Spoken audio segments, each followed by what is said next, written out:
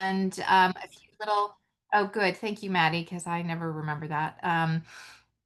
A couple little details, and then we'll get into our conversation for today. So, um, in the chat, if you would be so kind, hi Elaine, good to see you today.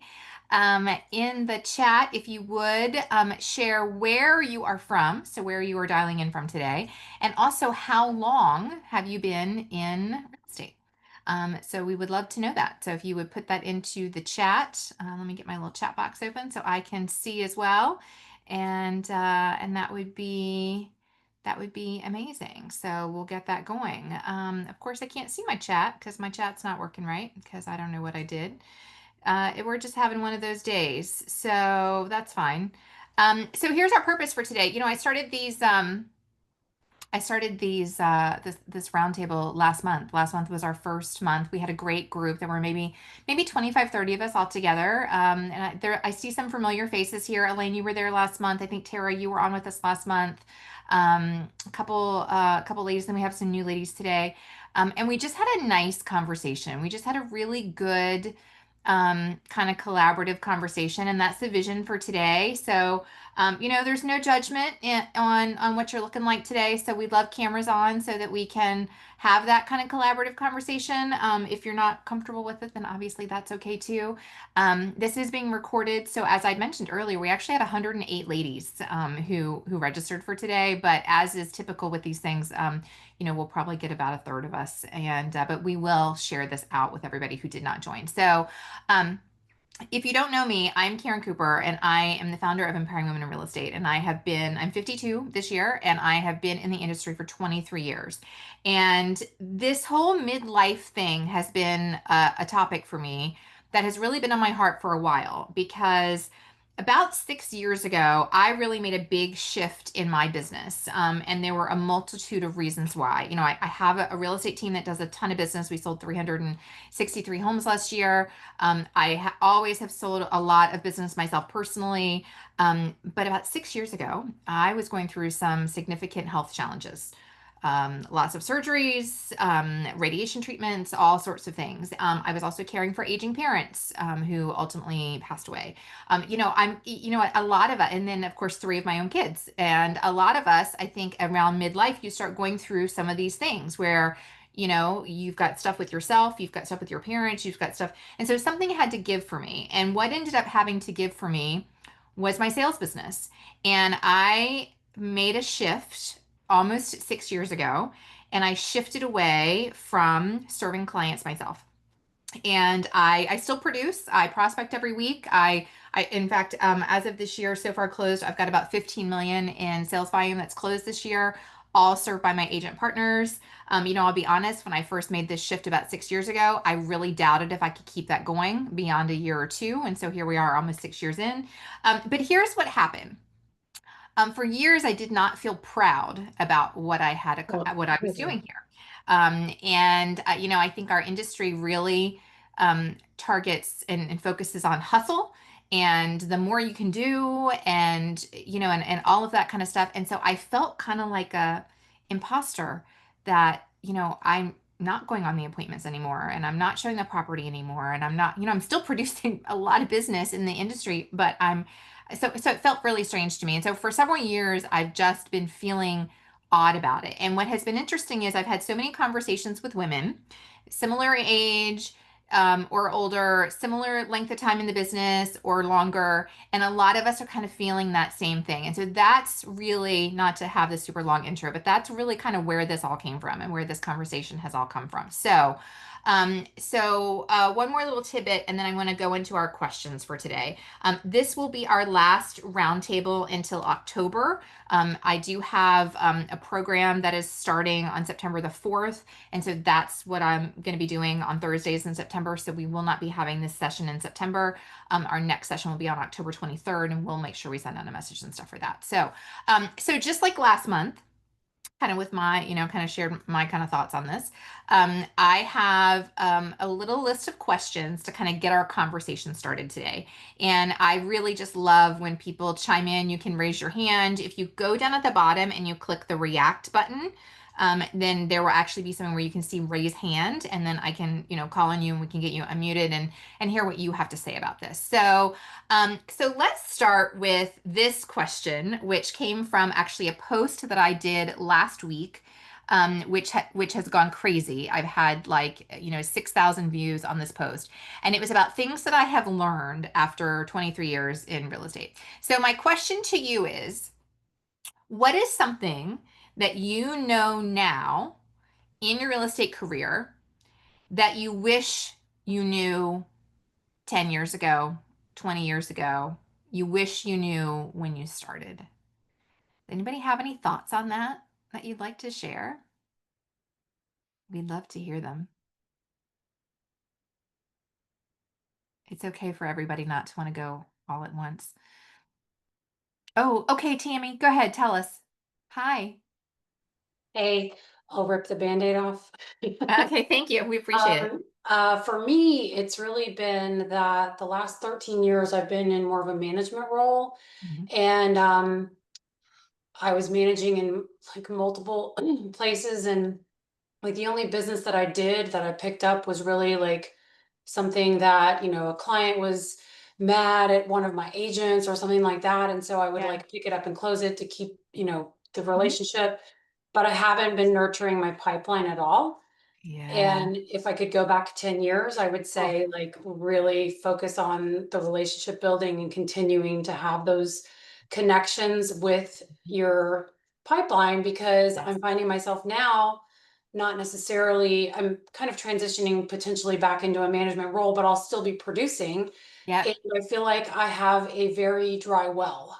Yes. So, Oh gosh. so So let me give you a little encouragement for that, because I went through that myself quite a few years ago. I stopped selling. This was before I started my team. This was, I don't know, maybe 13 years ago, 12, 13 years ago, to become a managing broker. And I was in the role that I was in, I was not allowed to sell. And I basically shut my business down. And I went all in on taking care of my agents and, nurturing my office and doing all of those things. And, I think I had like two mailers that went out to my database a month. And the first year and a half, 2 years, I still had a kind of, and you probably experienced this too, right? I still had kind of a flow coming in, but then it just dried up.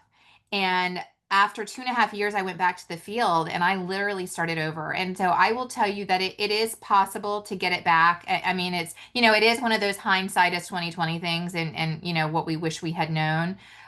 It took me probably 6 months or so of really diligent, focused effort, and then I did get it back, and I've kept it going since then.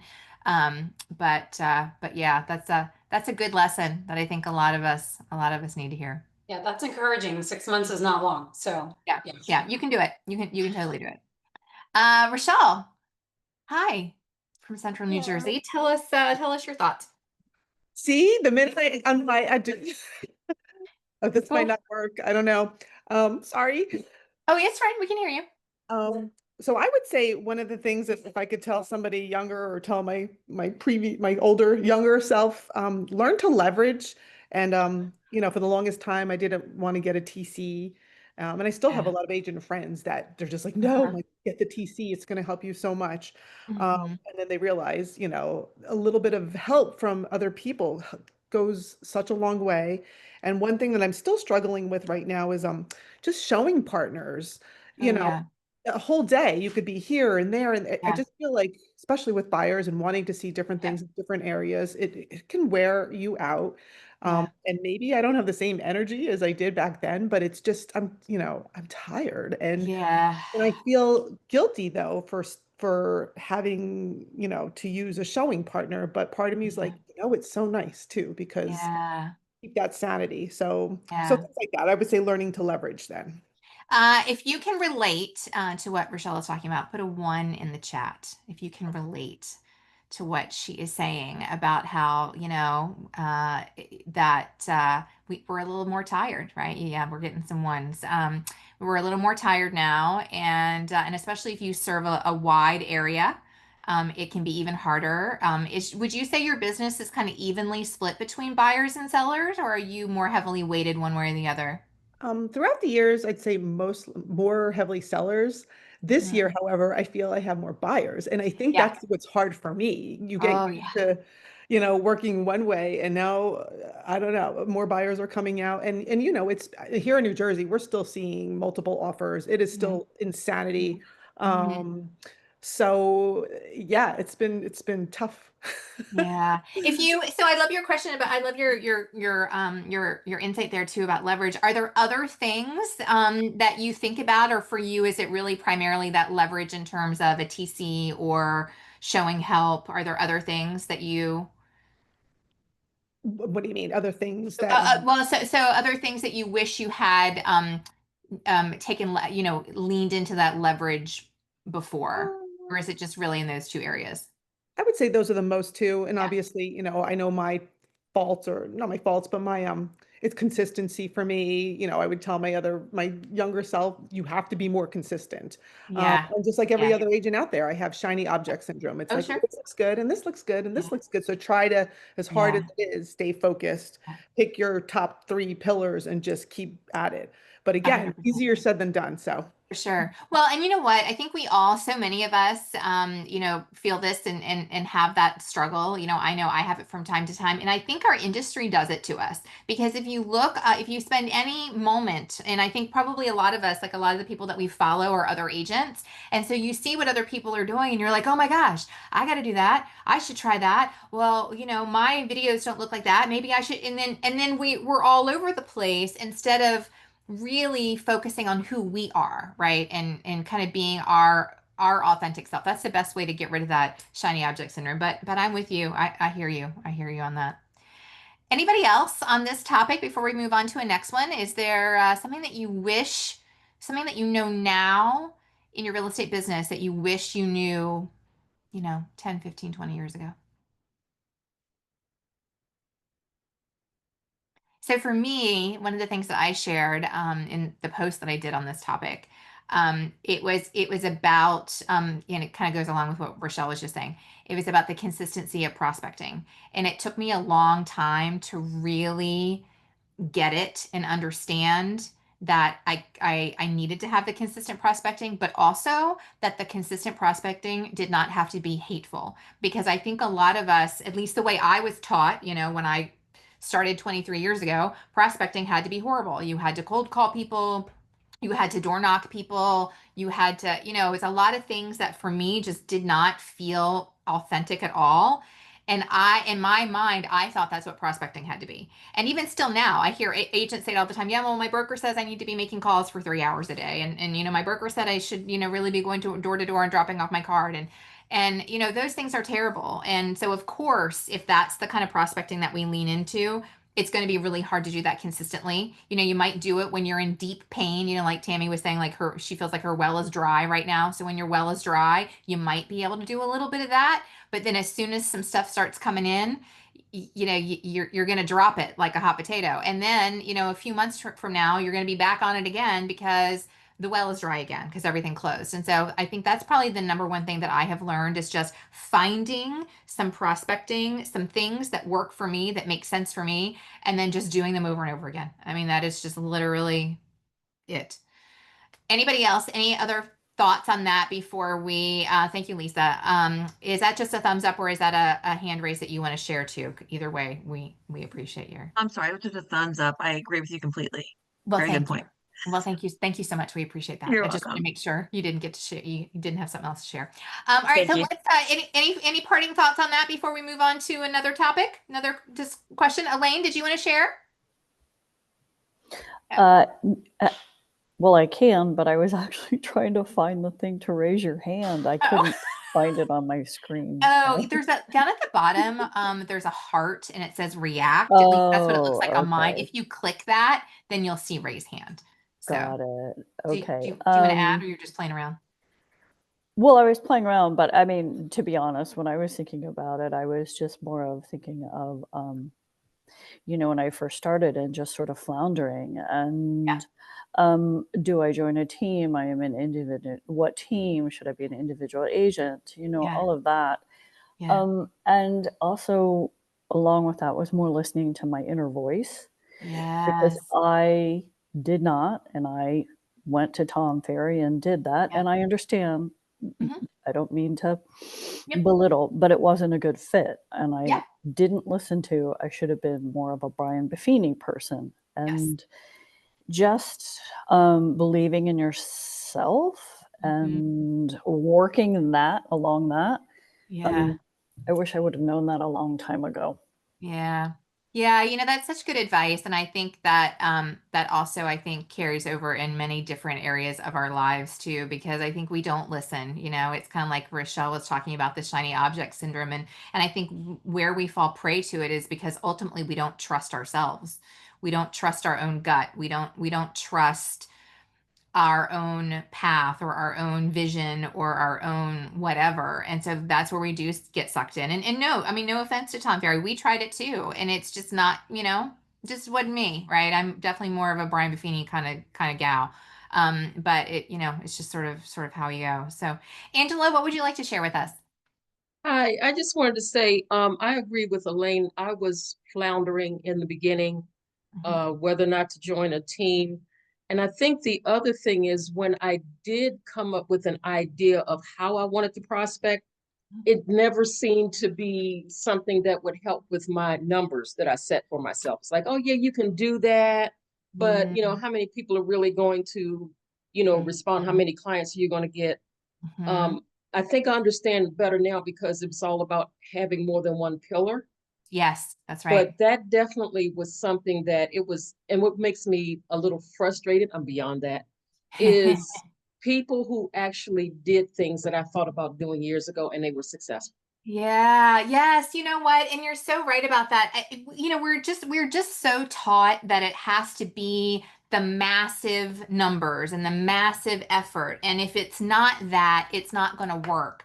But the Right. truth is, if it's small, what I do is a lot smaller numbers, but because I do it every single week, it works because it's that compound effect, right? And that is like the worst kind of pain when you see somebody else having success at something that you thought about or you wanted to do and you didn't for whatever reason. Like, gosh, I get that. I get that so much. So thank you for sharing that with us today. So let's talk about next little question I have for us is what is one thing that you've stopped doing in your business that felt liberating or long overdue? Is there something that you have stopped doing in your business that felt liberating or long overdue? I feel like Rochelle wants to say something. I saw it. I saw it I'm on your looking for face. that little hand up thing. I Uh-huh. can't find it. Yep. Fire people, let them go. Yes. Let them go. I mean, again, maybe it's me just getting older and crotchetier. I don't know, but I refuse to take anything from. I had a buyer this year, probably the worst buyer ever, just giving me a hard time. Yep. I would, because we do our research, we see when we can see the property. The seller said not till Wednesday, and Yeah. my buyer would pretty much, either text me or send me an email screaming saying Zillow says that it's available right now and why won't you show it to me, on almost accusing me. And I would feel myself like I even feel it now. I would feel myself getting defensive and Yep. trying to explain to her. And you know we did have like a little come to Jesus talk, but then she was back to doing it again, and then finally we're just like, this isn't going to work, so I sent Yep. her on her way. And so yeah, if I, looking back, yeah, I would have fired people a long time ago. So it's liberating, and It is it opens the door so for everybody liberating. else. And there's Exactly. so much but you know what? There's a confidence that's required to do it. And I think Well, that's sometimes, true. right? Yeah, that's Because true there's too. there's a fear that, if we let go of one, we're gonna lose, or we don't have enough. That's Um, but yeah, I mean, that is such a liberating feeling to do that. right. Who raise your hand if you've ever fired a client before? And did it feel amazing? Yes. Did it feel amazing? Yes, it did. Yes. Yeah. Thank you for sharing that. Anybody else want to share something that you have stopped doing in your business, or something that felt liberating or long overdue? For me, at first, it was letting go of buyers. I did that for the first time, probably it was maybe 9 years ago. Um, and I really just let go of buyers. I let go of working with buyers, and I had this limiting belief. That's why I was thinking about what you were saying, Rochelle, about you're driving all over town, and I had this limiting belief that if I said no to buyers, then I was going to basically cut my business in half. But I realized, and there's this great book that I'm reading right now, and it's called The Pumpkin Plan, and it's written by Michael Michalowicz. He's the same person who wrote Profit First, and he talks kind of about that we tend to have. It's almost like we have too many things going at once, and when you can kind of cut, you cut the pumpkins that aren't as big as the others off the vine, the ones that are left are going to get bigger, right? And that's exactly that's what I found. But it takes courage to be willing to do that. And so looking back, I don't regret letting go of buyers. I found a solution for them. I don't say no to buyers. They just work with somebody else, and that works for me. Anybody else? Anybody else have something they want to share on that? Do you have a No, buy? So do you? I'm sorry. sorry.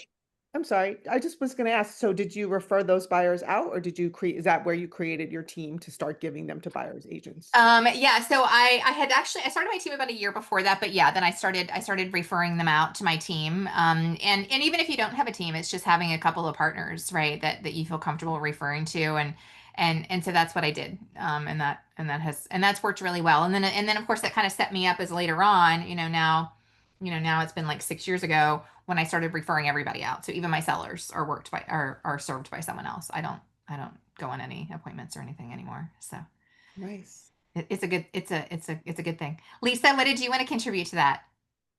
Hi, hey everyone. So what I stopped doing, so I kind of had a situation like you did, Karen, where I had some health issues big time and some other things happened Yeah. about 10 years ago. Anyway, so I went through this phase where I kind of lost touch with everybody, but that's off the subject. So what I wanted to say is I stopped running around like a chicken. Mm, And, I had this thought in my head that if I'm running around like a chicken, I'm getting, I'm being productive and I'm doing this, I'm doing that. I'm choosing peace now. I'm ugh, not worrying about, I don't know how it happened. yeah. I Yeah. just had, I don't know if I had an epiphany or whatever, but I'm done. I stopped running around like a chicken Yeah. and it really helped. Good for you. Yeah, I think this business teaches us that that's what we have to do, but then what ends up happening is we're actually just so busy running around doing things that aren't important. And when we're like making ourselves crazy, like my business partner, says like she's running around with her hair on fire, and it's what a lot of us do, is what we think we have to do, but you don't have to do. Marnie, it's so good to see your beautiful face. Your Marnie's sister is one of those agent partners that I love to work with so much. Yes, sorry I was late. Oh, you're fine. You're fine. Did you want to contribute something on that comment that we're talking about, or just say hi? So I don't do rentals anymore, and it's taken Mhm. me 25 years to not do rentals. So I don't touch them, and it's wonderful. Good for you. And you don't look back, right? I mean, once you No. take that leap, you don't look back. Yes, and now I'm trying to coach my team member who's doing them Yeah. not to get involved with certain people and where to say no. And I see her doing all the things I used to do. Yeah. Do you find a little bit of joy in that? Like, taking that experience that you have and passing that along, like mentoring someone else in Yeah. that way. Do you enjoy that? Yeah, and she's so much like me. She unfortunately will have to go through it to Mhm. say no. Yeah. But she'll get Mhm. there. Yeah. A lot of us have to learn that the hard way. That's for sure. Yeah. Anybody else want to comment on that? And we'll move on to our next question, if not. Okay. All right. So next thing I have is maybe slightly related, but what is one way that you have reinvented your business or yourself in this phase of life, or want to? So I'll call you out, Elaine, just because you and I had a conversation last week. So I know what you did, right? You moved from one area to another area, and you're building your business in that other area. So that is kind of a reinvention of your business and your life, right? Would you say? Yeah, absolutely. But it's just learning how to leverage your experience, knowledge, and expertise into this new marketplace. Market. Yep. Um, and I think it's great because it's refreshing for the new marketplace to have a new person come in with a new perspective, Yeah. experience and expertise. Yeah. And working with basically the partners that I have in my old market. Mhm. Matter of fact, I have a call with somebody today for an opportunity up towards Los Angeles that I'll be Mhm. working with Mhm. an agent up there Mhm. from my old clients, from my client list. And That's awesome. so it works both ways. I'm finding Yeah. that it works Yeah. both ways. Yeah. It's so good. And I think when we can be open to that, because I think sometimes there's a tendency of like, oh, I don't want to serve that area anymore, or I don't go there anymore, or to, we'll just kind of just say, just leave it there. But there's ways to partner with people to keep that business going.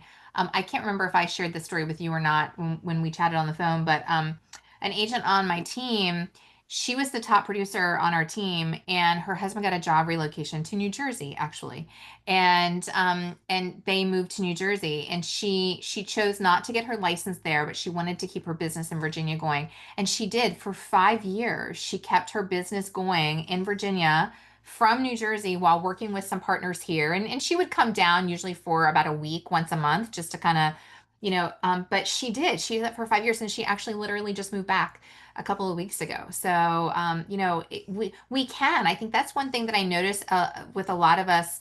We kind of get to this point in life where you start to have a little bit more geographical freedom. I know a lot of agents that I know agents on my market that spend part of their year in Florida. And but they want to keep, obviously they keep their business moving here, or they live part of the year in a different place. And so we have that freedom, but we should still be able to keep our business going, right? While we're doing that. So anybody else want to share a way that you've reinvented your business or your life in this season? Tara. Yeah, I would say I reinvented all of the above. Ooh. Three years ago, living in Northern Virginia for over 25 years, Mm. and being in the nonprofit world, working there, and then moved to Texas and went into real estate. So I'm midlife and I'm mid-career, but I haven't always been in real estate. Mm-hmm. Mm-hmm. So I think that just falls back into leaning into who I really was and what I really enjoyed and wanted to do. And the struggle that I feel now, because I am new to real estate, but I'm not new Yeah. to leadership, I'm not new to business, and Yep. is just how do I take that experience and that knowing of myself and how I Yeah. work and how I don't work, what Yeah. is me, what is not me, and how do I bring it into a new field Mm-hmm. when there are these rules out there that say, when you're new, this is how you have to do it, which Yeah. is a little bit more, there definitely is hustle that has to Mm-hmm. happen, but Mm-hmm. finding that balance between, I know I need to hustle because I'm, Yeah. building a new business, but I also know that hustle is unhealthy for me. That's right. Um, so I feel like people look at me like I have two horns when I'm say I've only been in Yeah. real estate for 3 years, and yet I'm looking to do it at a Yeah. pace, of peace that's true to me and my Mm-hmm. personality. Yeah. So yeah, I just find that's a little bit of a tightrope, but I'm Mhm. convinced I can still do it. I'm convinced I Well, I can know you build a can. business and be me. Yes, I know you can. And I'll give an example of how you actually already are. If you remember, we had, I think it was our mastermind session earlier this month, that you were on, and we were talking about events. Do you remember? And you were Mm-hmm. talking about, and obviously it comes from your work in nonprofit. One of the things that you're doing is kind of bringing along like clients or friends to volunteering opportunities, right? Do you want to share for Mm-hmm. a second about what you were doing there with that? Yeah, because I'm an introvert, and so I hate, community events and Yes. all the things they say you're supposed to love to do to be I'm with you. successful. Yeah. But what I do love is service, and I do love volunteering for organizations that Mm. assist children in need. Yeah. And so really it just happened. I felt like my word at mid-year was to engage more. And so where are Mhm. those natural places to engage? So for me, to engage is to engage in a nonprofit, to Yeah. engage in service to the community centered around children, because that's what I Mhm. love so much.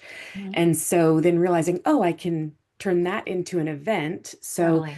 not really an event. It's a very unofficial one. So I just texted my neighbors and said, "Hey, I'm volunteering at these two places. Would you guys like to join me? I'll sign us all up together." And so that started this conversation. Oh, can we bring our Right. kids? And so I'm like, oh, okay, maybe I start just coordinating Yes. community help. Yeah. Yeah. And I'm really just doing what I love, so it doesn't feel like work. Yeah.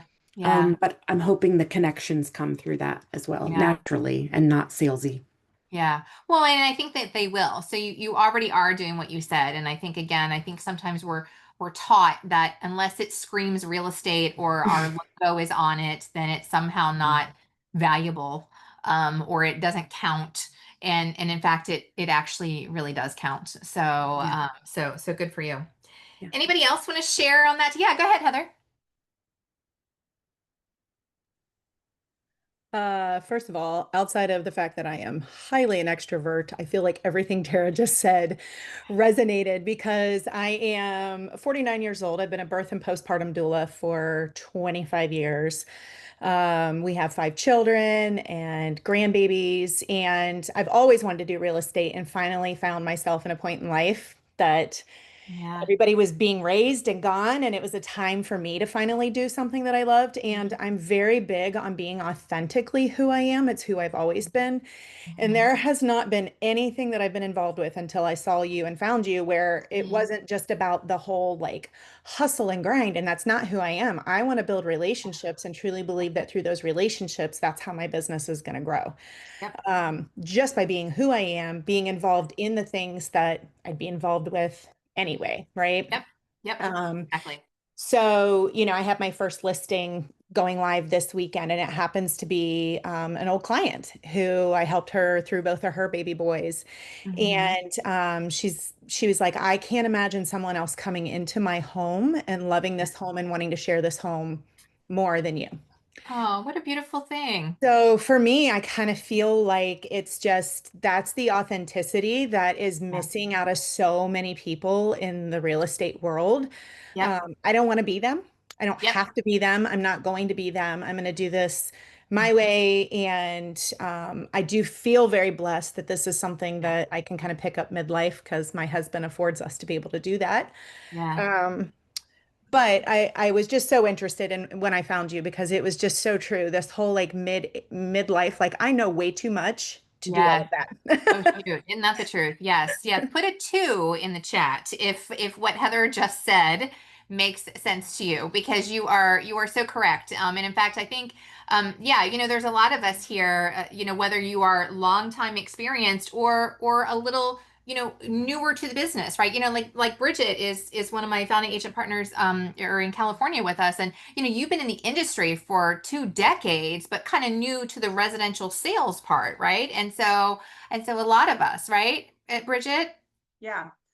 I sold 10 years ago, but Yeah, now I'm starting completely over again. It's a little scary sometimes. And I'm by myself. So, but yeah, I believe in myself and I'm super happy to be working with you. yeah. So I'm committed to making it happen. Yeah. Well, and you will. And I think there's a lot of us that are in that phase, right? Where we're more mature and we're in real estate, or we're back to real estate, or we're there for the first time. And like you said, Heather, like we know far too much to lean into, lots of heads were nodding when you were saying that. So that's really, really, really good. Anybody else on that topic before we move on to another little bit here? Okay. All right. So next thing I would love. Okay. So this is so I'm very passionate about this right now. And so let's talk about if what would it look like to create a vision of your business that truly works for you over the next, say, 10 years. So where this question came from is my business partner and I were having a conversation. I don't remember how long ago. And she said, and we're the same age, and we've been doing this, roughly the same period of time. And she said, I can't imagine doing this at this level for like another 2 or 3 years. Like she's just in that hair on fire. And she's like, I literally cannot fathom doing this for more than another 2 or 3 years. And I was like, yeah, but I feel like I could do this for like another 10 or 20 years. you know, but the only reason I can say that with confidence is because I have shifted what I do. Like if I was still like, you know, Rochelle was sharing with us earlier, you know, she's running these buyers all over town. If I was still doing that, I don't know that I could see past next month, you know? And so let's just forget about, you know, bank accounts or other things happening at home or the rules or what your broker wants. What what would it look like for you to create a vision of your business that you could literally keep going and would be thrilled and excited to keep your business going for another 10 years? Anybody want to share on that? Want to dream on that? Holly, great. I feel like you got something to say. Did my face say something? You did. Your face said something. It did. I It was did. It I said was gonna something to me. volunteer you, Holly, if you didn't Nice. Thanks. volunteer. We'll hang up on her, Tara. Yeah. So it's funny. I just had this conversation with the guy who is my co-sponsor for Real here in Florida. Mm-hmm. And I was saying, we were discussing goals, you know, what does your next 5 years look like? And I'm like, listen, like, I'm not really the planner kind of person. I'm a little bit more like Vicky, like my hair is always on fire. Like I'm running Yeah. here, I'm running Yeah. there. Like, what's Yeah. a plan? Like, we're just Yeah. doing it. Yes. So I said, but if I had to say, I'm like, you know, I'd like to do maybe 10, 12 transactions, you know, consistently the next, you know, for years. And he goes, well, why'd you put a number on it? I'm like, well, because it's manageable. And then he said Mm. something that really stopped me. And when you were just talking about, you know, I can't manage this for another, you know, 2 or 3 months. Yeah. I think I can manage for myself Mhm. if I were able to work with clients. Like Yeah. if I had good solid business where I love schlepping buyers around. I'm weird, I guess. Like I love that like person to person thing. I love seeing new Yeah. homes. I mean, Yeah. let's go. Let's see Yeah. 20 houses. Yeah. What I don't like is all the nitty-gritty business stuff. So he said to me, he's like, well, if you're making enough money in 2 or 3 years, you should consider hiring somebody to take care of it. And I swear to God, it had never occurred to me. Yes.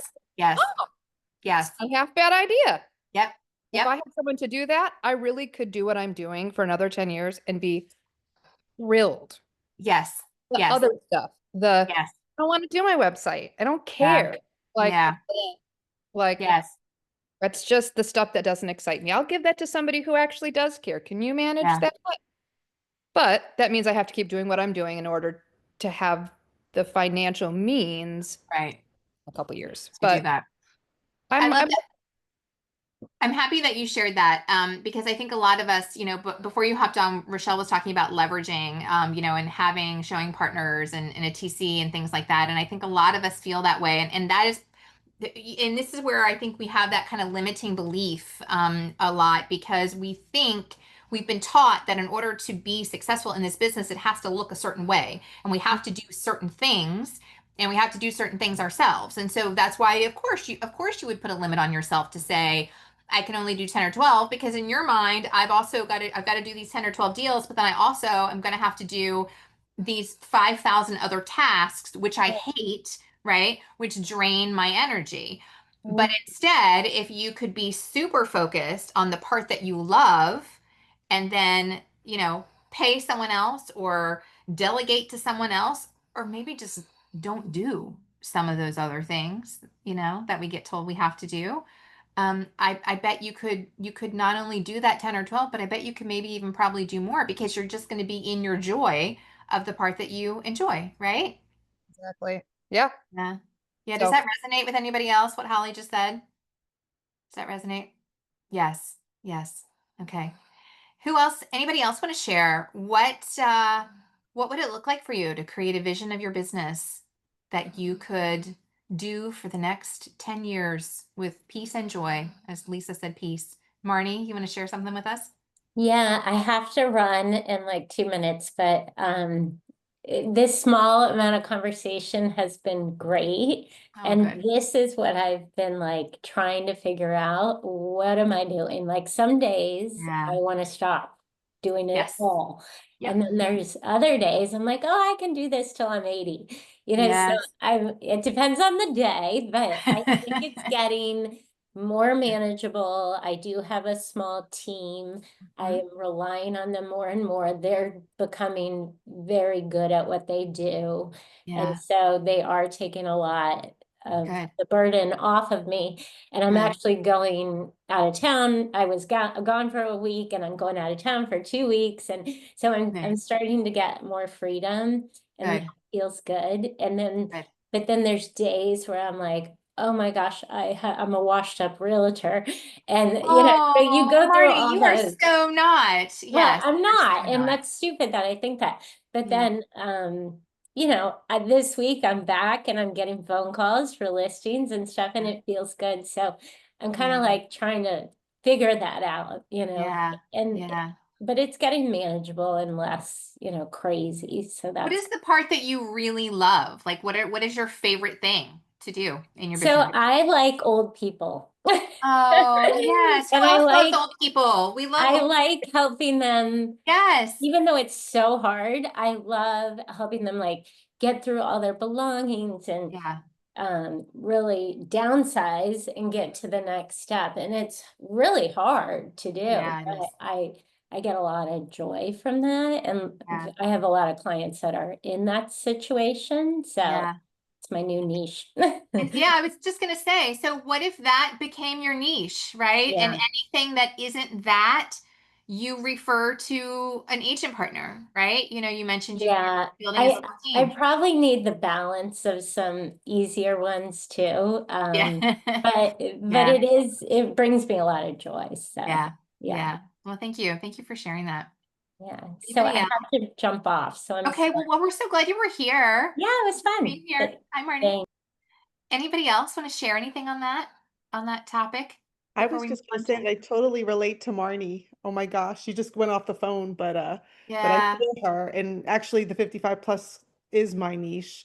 Okay. But I was just gonna say to her, she's right though. Like it is nice though to have Yeah. little bit of, so I just close with first time buyers. Yeah. It depends on the day, the same thing. Like sometimes Yeah. I feel like, oh my God, the next time anyway, I was gonna answer your question. I want to be you. Basically, I want to be you. The next 10 years, Aw. I would love to like be able to maybe not necessarily have a team, but maybe Yeah. refer. Yeah. I was in the corporate world and I didn't really love being a Yeah. manager. So I don't know if Yeah. I've never aspired to have a team. Yeah. But I guess it's the question of maintaining that business. If I just Yes. refer out, then I Yes. think I lose that client as opposed to having a little team. Yeah. I don't know. I Yeah. have to think about it, but Yeah. basically let go Yeah. and be able to travel and have fun. Yeah, I know exactly what you're talking about. And we have, my business partner and I have thought about this a lot too, because there's a certain, in some ways you almost have to prospect a little bit more when you're in this role, because there is some residual business that I don't get to see again, right? That person who does a deal with me, or does a contacts me, I refer them to one of my team members, they do a transaction, and if they have a referral, sometimes they will come back to me, and I have set it up so that I keep staying in touch and I keep nurturing them, so I'm still in front of them, but sometimes they will go straight to that other agent, right? And so if if they're not on my team, then that does make it a little bit more challenging, because now I've lost that opportunity, or repeat business. But so I do find that I have to make sure, that's another reason why I have to make sure that I keep that prospecting going, just because it does help to ensure that I can replace that lost residual, of some of those. But I do. There are a lot that will come back. And I will say, as far as the team is concerned, I think this is something else that we have learned. And there's several of Holly is part of my team in Florida. Bridget's part of my team in California. Tara has been on my team before in Texas. And you can have a team that is different. I think a lot of us were taught that teams have to be a certain way. Like when I came into the industry, I was on a team, and I was on one of those really traditional rainmaker teams. And I have no interest in running a team like that. I didn't 10 years ago when I started my team, and I definitely don't have that interest now. And so there is a way, there are different types of teams that you can run that aren't as expense heavy, that aren't as accountability heavy. Like, the women, Bridget and Holly and Tara, these are all experienced women, that are mature women that don't need me to hold their hand every day, right? And so when you can surround yourself with that, um, that's great, and that adds. So I will put I don't usually do a plug, but I'm going to put one thing in the I am going to put one thing in the chat. So I actually did just start a program which is launching officially tomorrow, where I am actually teaching, and I did not ask Rochelle to bring this up to help me to share this, where I am literally actually, it's a 5-week program where I am literally teaching step by step exactly what I have done and how you can do it too, to move yourself out of serving all of your clients yourself. And so, team members, you guys don't need to buy it because you'll have it, access to it. But that is something that literally has just come out. So click the link, explore that, see if there's something there for you that might be helpful to you. So anybody else want to comment on that? I think we probably have time for one more question before we move into our next, before we wrap up for today. Any other thoughts on that one? All right, so here is one more. Here's a good one. So, what is a trend, or this is really a two-parter, so hopefully we can get both parts. What is a trend or strategy that you have seen maybe new, younger agents trying, probably around social media, that you would like to try, but you are not sure how to reframe it so that it is authentic to you? And I think we've heard the word authentic a lot today. Is there something that you have seen somebody do or try that, Heather?